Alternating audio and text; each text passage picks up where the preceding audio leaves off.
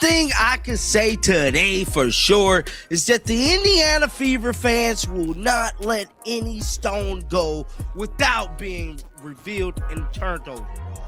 We could all say that as Indiana Fever fans. Now, we know that the New York Liberty hosted the Indiana Fever this past weekend.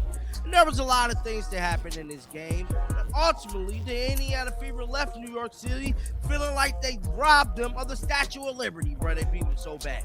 Clark, a deep three!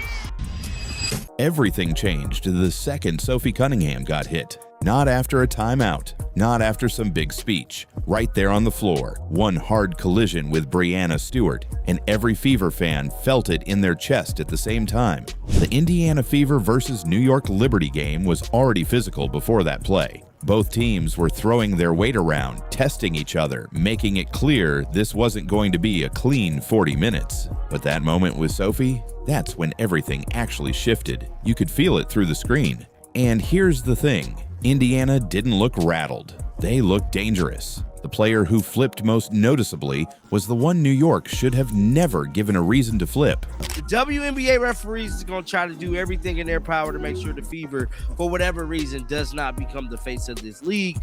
And at the end of the day, they're the modern-day Lakers, and can't nobody stop them because the fans are behind them.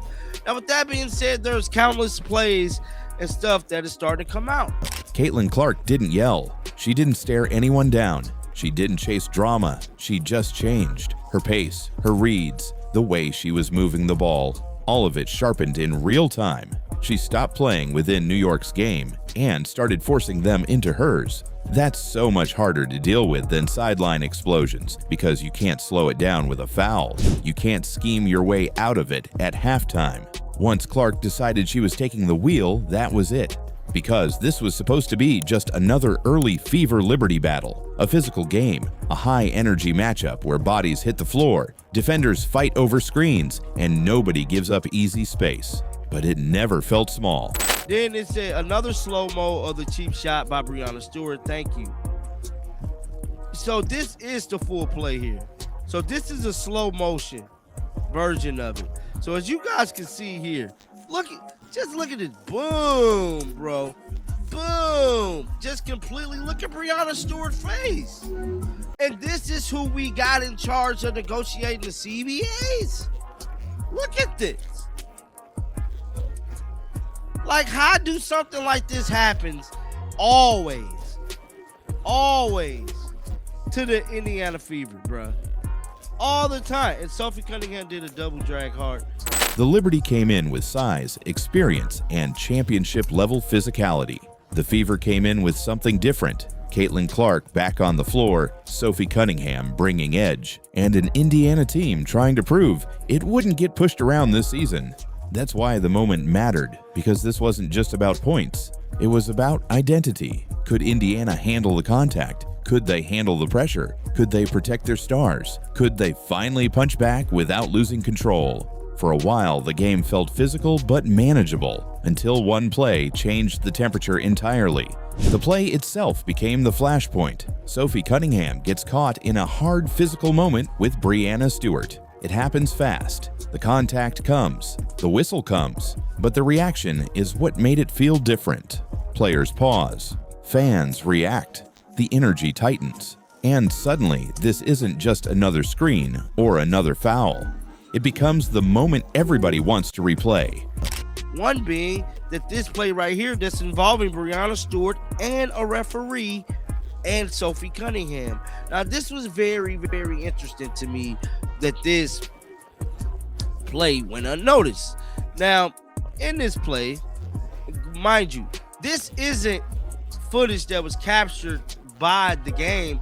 This was taken by a fan in the stands. Now watch this play.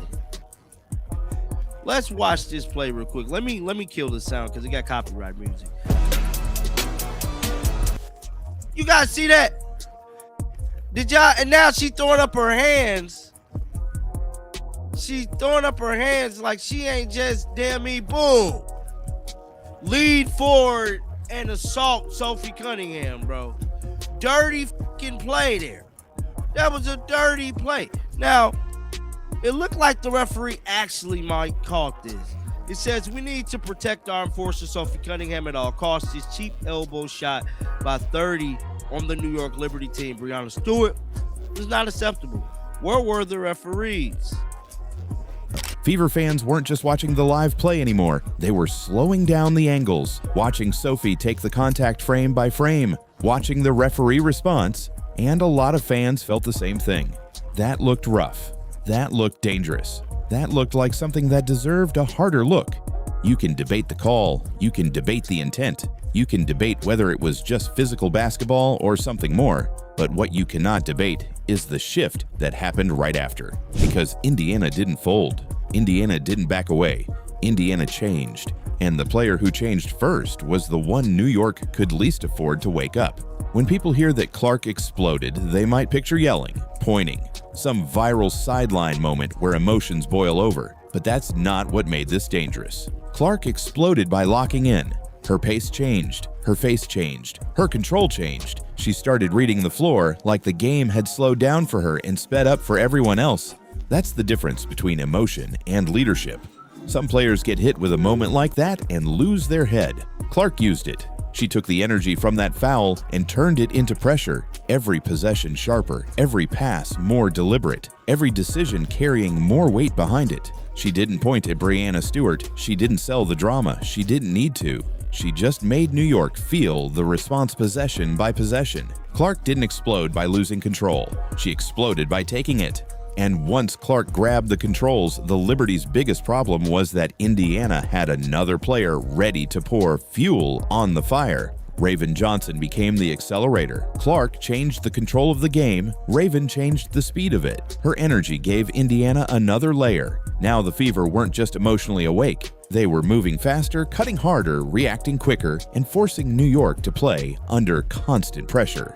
That's when the game started to tilt, because when Clark is controlling the floor and Raven is pushing the tempo, the defense has to make impossible choices. Step up too high, and Clark sees the gap. React too late, and Raven is already gone.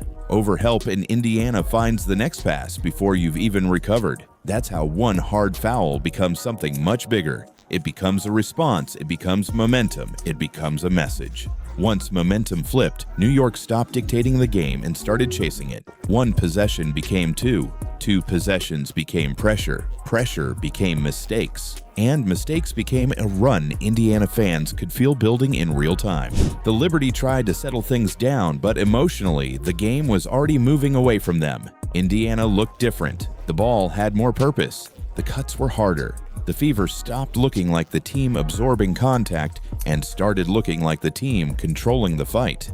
And that's the part Fever fans noticed immediately, because this was no longer just a response to Sophie getting fouled. This was Indiana making a statement. You could feel it in the way Clark handled the floor. You could feel it in the way Raven attacked space. You could feel it in the way the Fever refused to let the moment make them smaller. Instead, it made them sharper. That's what made the whole sequence feel bigger than the box score. Because the real reason this blew up is that Fever fans saw something they'd been waiting all offseason to see. Indiana finally looked like it had an edge.